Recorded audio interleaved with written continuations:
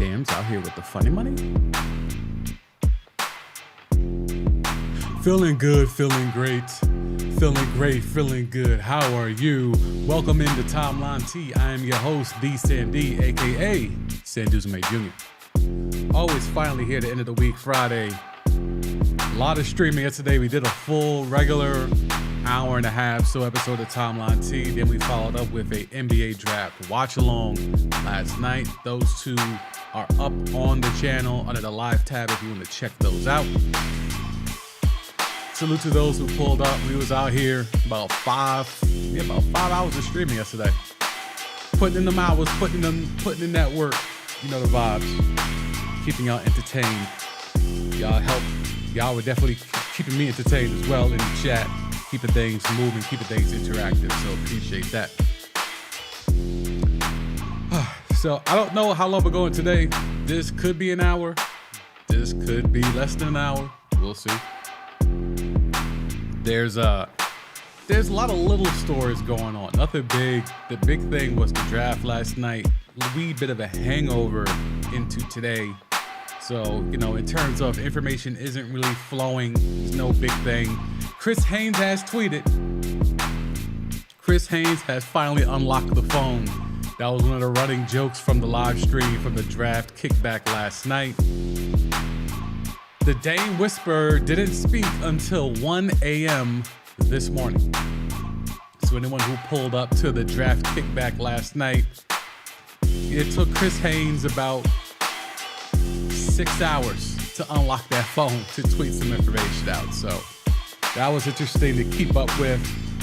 A lot of tweets were on mute last night. It was interesting nonetheless. Had a good time. Look forward to doing that type of stuff every now and again. All right, let's go ahead, man. Brandon Miller got booed. The number 2 overall pick.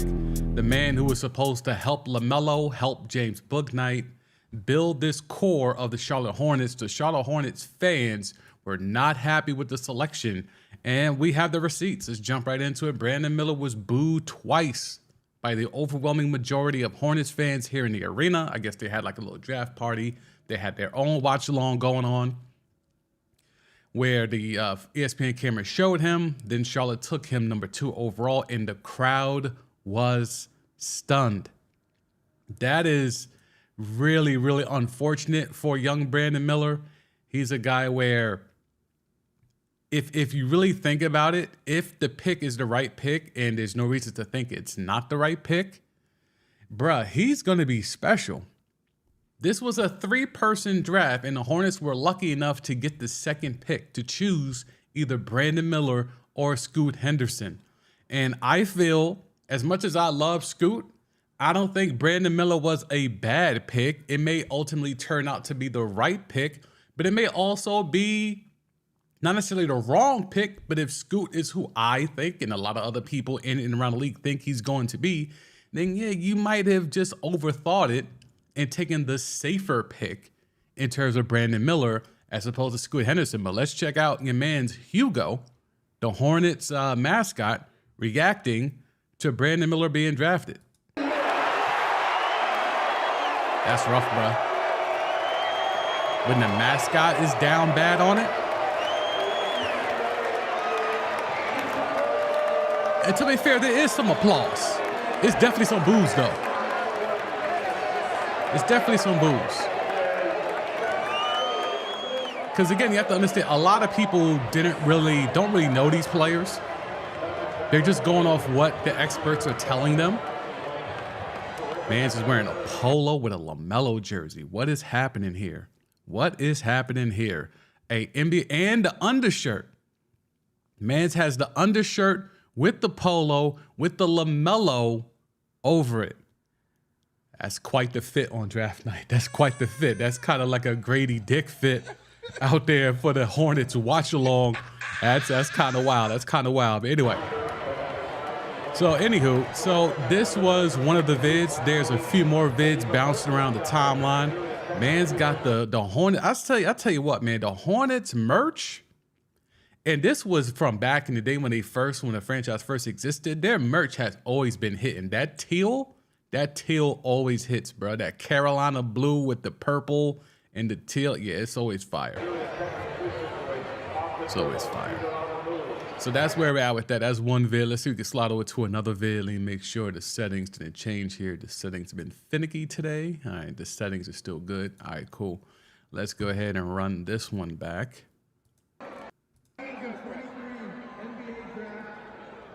Charlotte Hornets select Brandon Miller. Damn. Loud boos. Also, not a lot of people at this watch party. Hornets fans not really turning out for this watch party. What I tell you is gonna happen.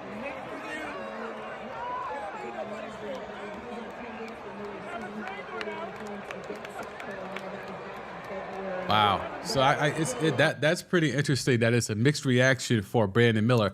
Because again, most fans don't know these players. Most people are casuals. Most people that watch college basketball, that are hardcore college basketball fans, aren't really necessarily NBA fans. So when you have a fan that's a hardcore fan of an NBA team, they're not really locked in on college prospects like that. So, and plus Scoot, again, like I've been talking about since this whole week, actually, Scoot has that viral ability. Scoot has that superstar quality. It's right there. Like you can see it. He's the type of guy that the way he plays, the ferocity, the demonstrativeness that he displays after making, athletic plays at the rim. There's a lot there to where you can see stardom for Scoot Henderson. Brandon Miller is just kind of he's just nice, but there's no superstar quality. There's no uber personality jumping at you. It's just not, dude, just could hoop. And for most fans, that doesn't jump out the screen when you watch Brandon Miller highlights. When you watch Brandon Miller highlights, you just see a dude fundamentally cooking people routinely. That's pretty much about it. Yes, he can get it. He's got ups, he's got bunnies, but he's not yamming on people like that. He's not shooting from 30 feet away. Like the stuff that really catches the casual's eye, Brandon Miller does not do those things on a regular basis. However, with Scoot, you got someone who he had the hype on his own, by the way. Then you pair the hype of him versus Victor Wembanyama. That became a thing. Then it was Vic versus Scoot in the G League. That became a thing. So there was constant opportunities where Scoot Henderson's name entered the atmosphere. It entered the lexicon of just being a basketball observer. Brandon Miller, for most people, didn't flash until the case with the gun charge came out. That's when most people, like, who's this Brandon Miller guy that caught a case and allegedly brought a gun to whatever and all of that. Like, that's when his name started to ring off. Unless you were aware prior to. So, Brandon Miller, the first thing the most casuals know of is that case. And then you're watching him play. And it's like, all right, he's nice, but Scoot is 6'2", 6'3". He's got bunnies. Everyone's talking about he's built like a linebacker. He's working out with Steph Curry. Like there's a lot of stuff that it was like a machine that got behind Scoot. A deserving one, by the way. None of this is shade to Scoot. But in regards to Brandon Miller, outside of that case, most people didn't hear of him before. And even after, when he came back and played well, not as well as he did prior to the incident, he just didn't really jump off the screen at people. And unfortunately, he had to take the L of being booed on his own draft night. And that's very unfortunate. Like, I think the one here is, at least here you get a sample of the Charlotte Hornets select Brandon Miller. People throwing their hands up. It's really messed up. And when the own mascot, like, if you're Brandon Miller or his people, do you approach the team about Hugo? That's real talk. You're the second overall pick. They're going to parade him through this same arena and introduce him and hold a press conference and all this type of shit. Hugo is the type of known mascot that's really relatable to this franchise. He probably was scheduled to be there. Do you tell Hugo, yo, stay your ass at home? I don't want to see Hugo on the day that I'm being introduced as the number 2 overall pick. I don't want Hugo in the building. How's that going to work? How's that going to work? Now, Brandon Miller doesn't come off, it doesn't come across as someone like that, but somebody in his team might. How you going to have the mascot wilding out like this? Put your head down, bruh. You're the mascot. You're supposed to be hyping. The mascot's job is to get everyone riled up and to react with the fan base. Like, he didn't even wait 1 second. Like, if he would have tried to get hype and then realized, oh, they booing, all right, let me switch up, then that's fine. But it's instantaneous from Hugo. The Charlotte Hornets select Brandon Miller. Immediately, the head goes down. Pause. That's wild, bro. You got to tell Hugo to toe the company line and do better business. The man's Hugo is tricking it off.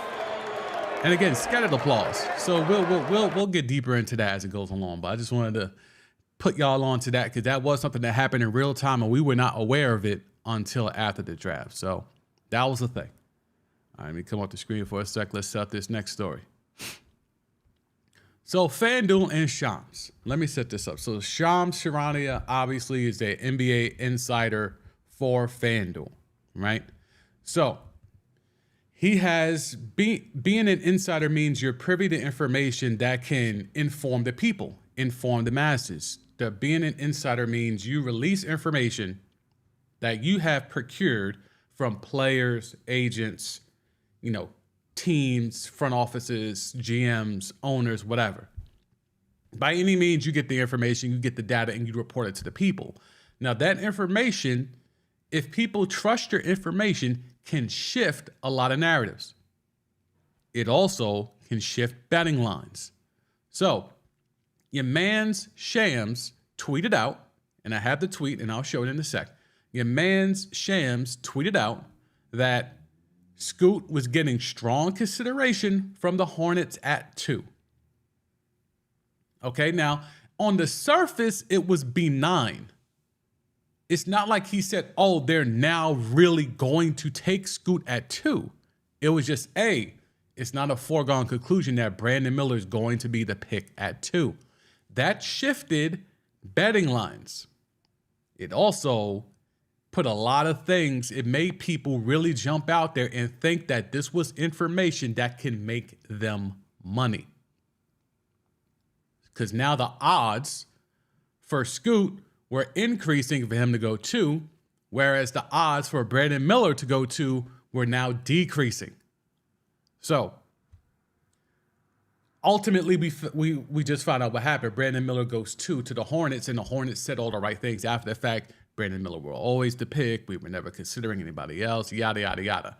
However, Shams Charania, NBA insider employed by a sports book, putting information out there that can move the needle to the point of actually shifting odds, not just with the FanDuel sports book, but multiple sports books.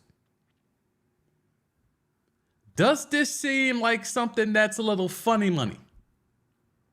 This seems like funny money to me because if you are employed by a sports book and you're providing information to the masses, information that is considered to be so trustworthy that it can shift odds at all sports books. Now, if it was just a FanDuel sports book, that's whatever. But it was not. Okay, so let's go ahead and bring it up. Here's a good recap of the series of events. Shams, employed by FanDuel, tweets this out. Okay, so let's go to that tweet first. Scoot Henderson is gaining serious momentum at number 2 with the Charlotte Hornets in tonight's NBA draft. Hornets have been torn over the last week between Henderson and Brandon Miller. Team has final meetings today to settle on decision. Now, this is as of 12:30 yesterday. Okay, so then the odds shifted not long after that. Okay, so Shams tweets that out. Tons of people put money on Scoot at number 2 at sports books like FanDuel. Odds massively shifted immediately after the tweet. Hornets do not end up drafting Scoot, FanDuel and other sports books make a ton of money, it's just not just blatant fraud. I think it's a worthy conversation. And this is where the lines become extremely blurred. Because you have someone that's employed by a sports book, employed by a casino, essentially, and they're giving out information that will be, not could be, not possibly, will be used to shift odds and lines at said casinos and sports books. What happens if the sports book isn't really getting the numbers they thought they would or the action that they thought they would? One of the insiders says, hey, well, look, I can stir the pot a little bit, drum up some interest, get some money, some new money flowing in just with one tweet. This is the power of information. This is the power of influence. But is it fraud?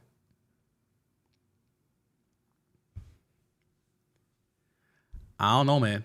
It's something to navigate, because ultimately, I really feel as though this right here should be examined a lot more. And if I would have had the time to really do a deep dive into it, I would have. But seeing this recap and you know, texting with some people in and around the league, it's like, oh no, there's some real conversations happening behind the scenes about this. So I'll leave it up to y'all, whether you're watching this live or on the replay. Shams Charania, working for FanDuel, tweets out information that shifts the lines at FanDuel. That information doesn't prove to be correct. People put a lot of money following this man's information. The information turns out to be false, and the sports book that he works for, that gets his own, that he gets a check from, cashes out big time. Fair or foul?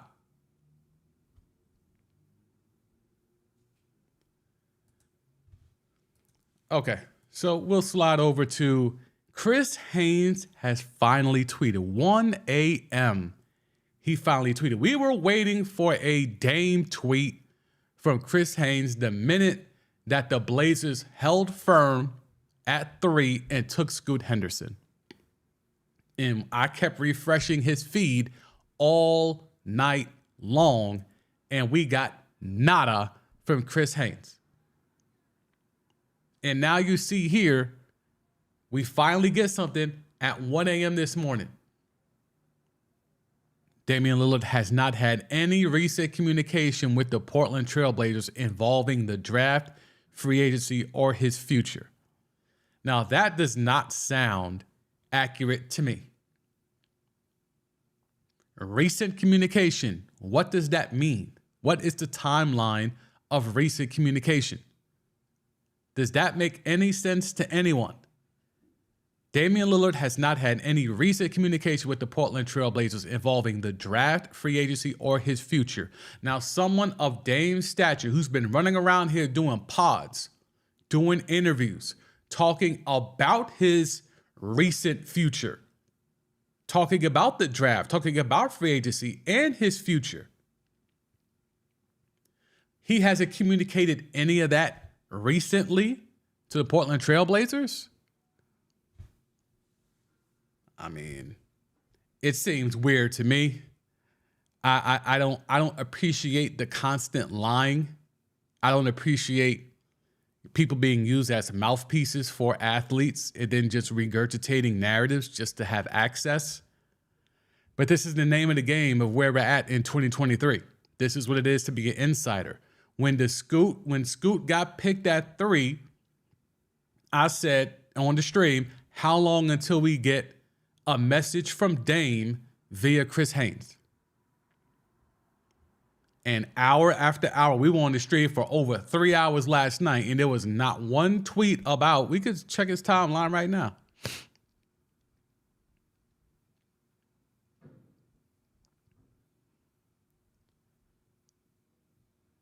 Okay, so all of this is before the draft. This was the only tweet he did during the actual draft. Amen Thompson with the 4th pick, which was right after the Portland Trailblazers picked Scoot. Right? So first tweet, 8:25 p.m. We didn't get a Dame update until, that's 5 hours later, bruh. 5 hours later. Doesn't make sense. But anyway, since we're on the Blazers did what they were supposed to do. They held firm and they took Scoot Henderson with the 3rd pick. And now everyone's saying, hey, this is a good thing. No shit, Sherlock. Like, we've been here for weeks now. I've got multiple clips up on this channel talking about how this is the move. Stay at 3, take Scoot, and away we go. We've been here talking about that. But unfortunately, it takes these publications to push this narrative out there so the casuals can understand what's going on. Stuff that we have been talking about here for literally weeks now. So I think the blurb here is fine. In Scoot Henderson and Shaedon Sharpe, no mention of Anthony Simons, which is interesting. The Blazers have a backcourt of the future in place, although I think Shaedon Sharpe could play the 3 as well, but okay. We'll let that rock. They need not cower in fear anymore about Damian Lillard demanding a trade. Again, stuff we've been saying. And it's a little blurb for an article. Their best chance for competing for anything important is in the post-Lillard era around their 2 teenage phenoms. Again, completely overlooking Anthony Simons, but I get it. So this Dame thing is going to continue. I mean, July 1st is coming when it comes to free agency, so we'll be locked in here for that for sure. But I think it's going to be extremely important for Portland to trade Damian Lillard. They held firm. They took Scoot. That to me, and getting him at the 3rd pick to me is a steal. They took arguably someone who could be the most NBA ready player this upcoming season from this draft. To get that at the 3rd pick is extremely important. Again, whether it's him and Shaedon Sharpe, whether it's him, Simons and Shaedon Sharpe, however they figure that out, that's now up to Chauncey Billups. But Scoot is too damn good. Shaedon Sharpe is too damn good. And Anthony Simons is already really good. Dame has to see the writing on the wall. They got a young core here. Do I want to be a part of it or not? All the signs have said he does not want to be a part of it. And if he doesn't want to be a part of it, then fine. There was reporting, earlier in the week saying that he had already officially requested a trade. If we want to believe Chris Haynes, he is rebuking that with his tweet about Dame from 1 a.m. this morning. So I'm just not sure about it. I'm getting a little over it, to be quite honest with you. I'm getting a little over it because it's taken too damn long for the Blazers and or Dame to make their mind up. The Blazers have a young backcourt. They're ready to go. They're ready to turn the page. It was the right time to do it. If this was any other draft over the past couple of years, I'd maybe say hold off. But with a guy like Scoot, who could be potentially transcendent, nah. Have to stand firm, hold firm, take Scoot at 3, and say, Dame, what you want to do. All right, so we're off that. This is definitely going to be a quick stream today. I am not feeling well. So Jordan Poole unfollowed the habitual nut hitter. That's the thing that happened. So Jordan Poole couldn't wait. As soon as that trade went through, 3:54 p.m. Couldn't wait to unfollow the habitual nut hitter. Slide over to that. We now have the updated trade in its totality of the point fraud coming to the Dubs. And here's where it gets problematic for me. They put in 2 of the youngins. 2 of the youngins and a first rounder and a second rounder. This is where it gets hella problematic to me. The Golden State Warriors are out here giving away Jordan Poole because it's a salary dump, right? So I understand the concept of, oh, well, if it's Jordan Poole, you want someone to take that contract, you have to put one of the youngins in there. Cool. We initially were told it was just going to be Ryan Rollins. Now, he's a second rounder, but he's a point guard, good size, 6'4". He's a good player. He can go. If he stays in Washington, I think he's going to be, I think he could be a future, star might be a little bit too much. He could be a guy that could contribute. How much, I can't say. But he belongs in this league and he can play and get real minutes in this league. But then we got word late last night, early this morning, that Patrick Baldwin Jr. was also included in this deal. Now, he was a late first round pick. And he's a guy that I've been telling y'all since he was drafted last year, he's got a lot of Michael Porter Jr. in him, for better or for worse. But the fact that to get rid of Jordan Poole, you had to move not only one of the core youngins that you drafted, but two core youngins just to get Jordan Poole off your books. And yeah, the point fraud is a win now move, but I really think Trace Jackson Davis, that's a sneaky steal right there. That's Dale Davis's son. If you're not hip, Dale Davis's son can hoop. Now, I'm not going to sit here and say this guy's a future star in this league. I'm not going to go crazy, but Dale Davis' kid can ball. Good size. Good skill set, good acumen, obviously good genes, good DNA. But it's just weird to me because I understand Jordan Poole and want to get rid of him. I understand putting Ryan Rollins, but I don't understand the Patrick Baldwin Jr. Now, if you're telling me the Wizards demanded Patrick Baldwin Jr., because remember, the Wizards are out here money laundering. They're going to be cutting salary left and right and just cooking the books. Okay? Now, if Baldwin Jr., we know Poole is going to get some run. He's going to be a starter. But if you're telling me Baldwin is going to get some run, and then Rollins potentially could back up Poole, or if they do it right, he might be starting alongside Poole. Now we're talking. Now the move makes sense. But if Patrick Baldwin Jr. goes there and he's just marinating on the bench, it made sense to a certain degree marinating on the Warriors bench with what they have in front of them.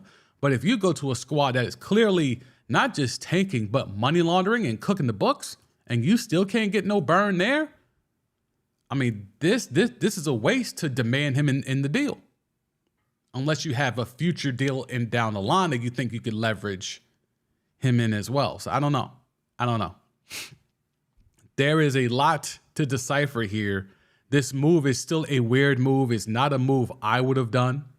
I understand, the Jordan Poole thing just was not going to work.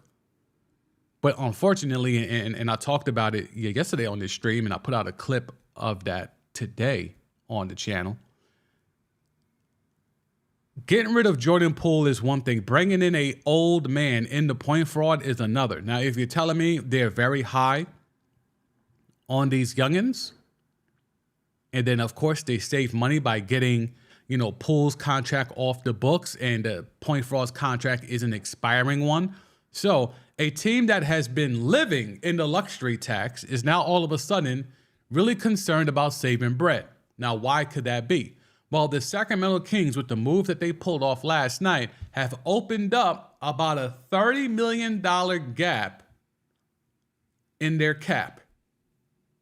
And the habitual nut hitter is trying to cash out. Allegedly, they said he was on Instagram saying he should be able to get a $100 million contract. Now, if the Sacramento Kings are trying to be serious about really being back in the mix and proving that last year was not a fluke, I don't believe it, but I could see them believing if we could take the habitual nut hitter away from the Golden State Warriors and bring him here, that makes them weaker and make us better. The problem is that might be true for 1 year, but whatever years you got out of the habitual nut hitter after that, You don't want those years. And that's why if I'm the Warriors, I make the Kings call their bluff. I call their bluff. Go ahead, Draymond. Go ahead and get 100+ mil from the Kings. We know the Warriors can afford it. It's just, are the Kings really going to be that crazy to roll that dice? Because, yeah, the Kings could try to say, well, we're going to force them to pay him all this money. Yeah, but Draymond might just take that bread. Now you're stuck with the habitual nut hitter for an exorbitant amount of money. So which is it if you're the Kings? Are you going to jump out there with the cap space you created with the trade you made last night? Getting Rashawn Holmes off the books, moving him to Dallas. If you're going to do all of that, you're going to let the habitual nut hitter eat up all that cap space? Or Chris Middleton? I mean, they just lost a big Brook Lopez. Everyone keeps saying Brook Lopez to Houston, look out. I'm like, if I'm Brook Lopez, why would I go to Houston? I mean, besides off the court reasons, why would I go to Houston? And maybe tax reasons. Why would I go to Houston? I mean, I could go to Sacramento. I don't know. Let's see. We'll do a quick recap. Let's see what we have here. Yeah, your boy is not feeling that great today, but we're pushing through. We'll see how much longer we can push through. Oh no, this chick got okay. All right, see now we might be able to stick around a little bit. This chick is getting Zion's name tatted on her face. Is that a henna tattoo or a real tattoo? Yo, Zion's got to do something, man. Zion, you know, I understand Shorty. Man, I feel sorry for Zion, man. Like, you got this John out here big wowing. Big wowing. Now she's going to be walking around with your... It's starting to look like she thought not only did she think she was going to be the one,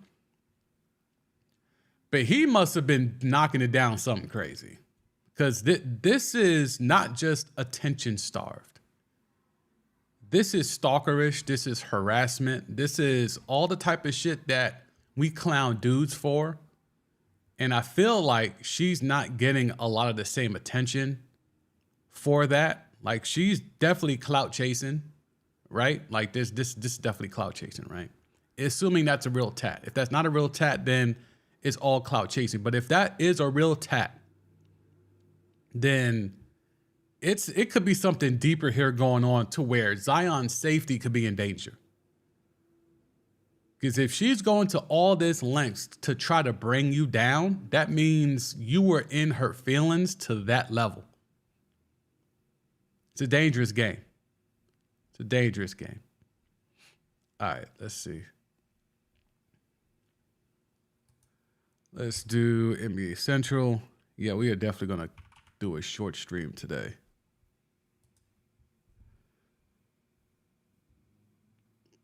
Okay, here you go. We were just talking about the Kings, right?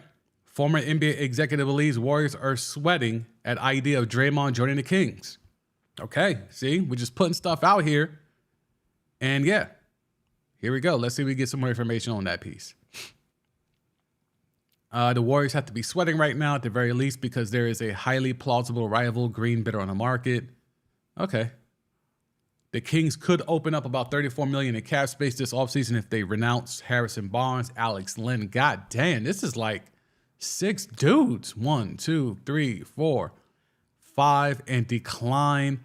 God damn, that's 7 dudes.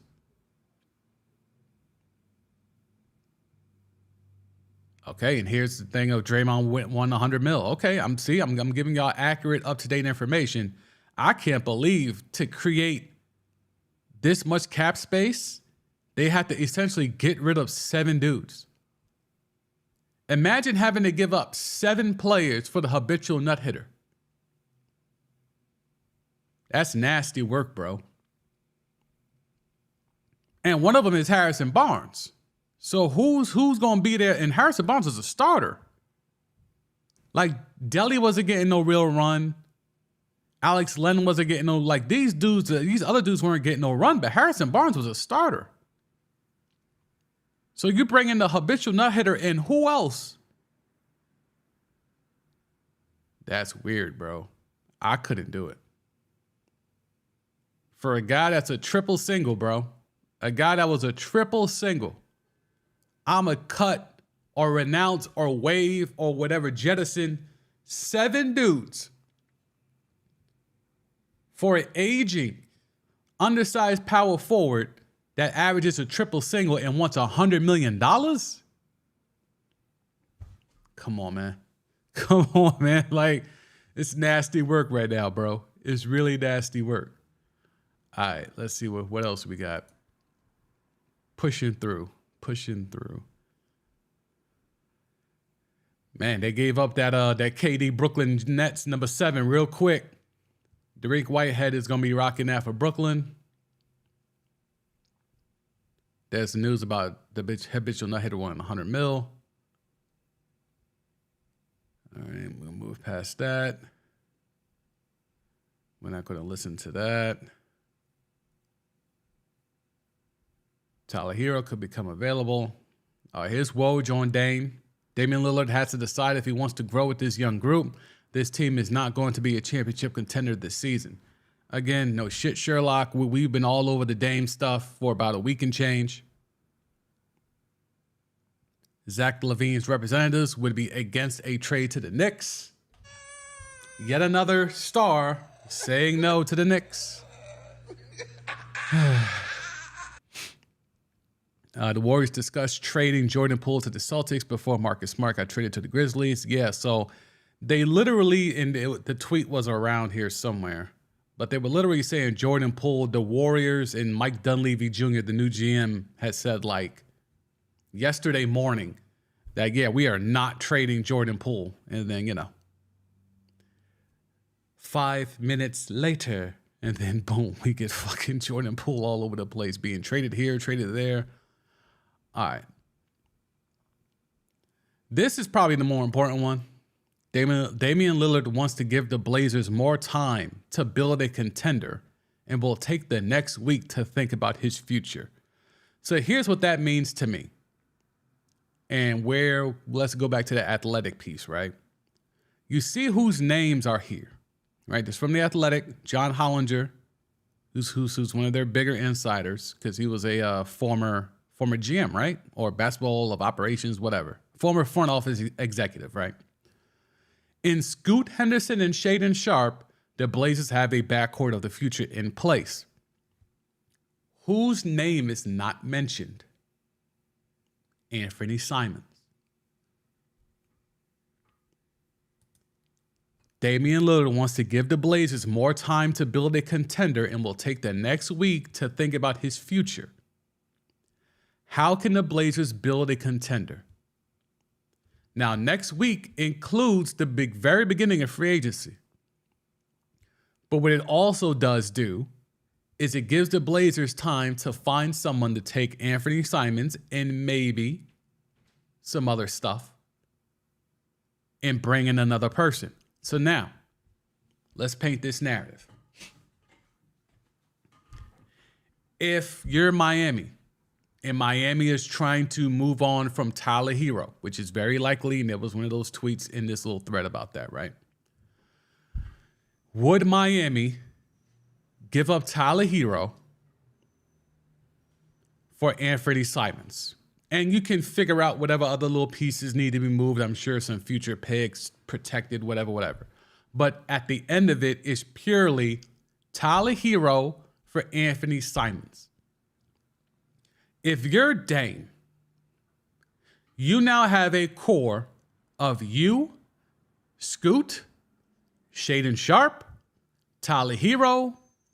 The Blazers say they want to bring back Jeremy Grant. Let's go ahead and give them Jeremy Grant back, right? Yusuf Nurkic, Nasir Little, Cam Reddish. That's not a contender either, Dame. Even if they were to somehow steal off on the Heat and get Bam Adebayo,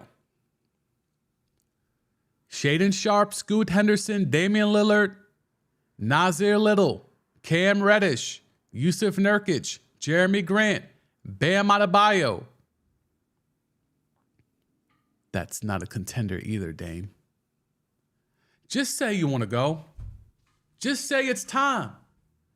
Like, why can't he, like, this whole thing of running from the grind? He's running from accountability. He's running from self-awareness. The running from the grind shit was cute. Is that why he's doing all of this? Because he doesn't want to admit that the grind of having to rebuild or retool on the fly with the youth movement, he don't want to be a part of that? Is him requesting a trade means that he's a hypocrite for criticizing KD and others for running from the grind? Is that where we're at with Dame? Yeah, that's what it's starting to feel like.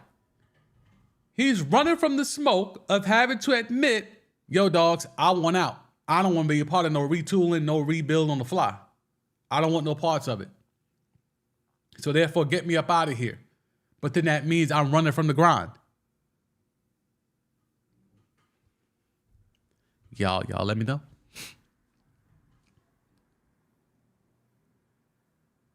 All right, let's check this. Few more tweets, and then we're probably going to run up out of here. Yeah, that's it. This is all draft shit. All right, y'all. Start y'all weekends early. If you haven't checked out any of the clips that I've been putting up, feel free to check that out. Kind of surprised I made it this long into the stream to keep it a buck with you. Not feeling well today. Maybe 5 hours of streaming was probably not the best, but we still pushed through and still had a good time doing it. But yeah, go ahead and get y'all weekend started. I'll be putting out some stuff over the weekend, maybe, depending how I feel. But I'll definitely be back up here Monday because now we're getting ready for free agency. Will be tons of tea on that. So y'all have a good weekend. I appreciate y'all for pulling up. I appreciate all the support, watching the videos, subscribing, hitting the like button, all that good stuff. I will catch y'all next week for another edition of Timeline T. I'm D. Sam Deuce May Jr. Peace.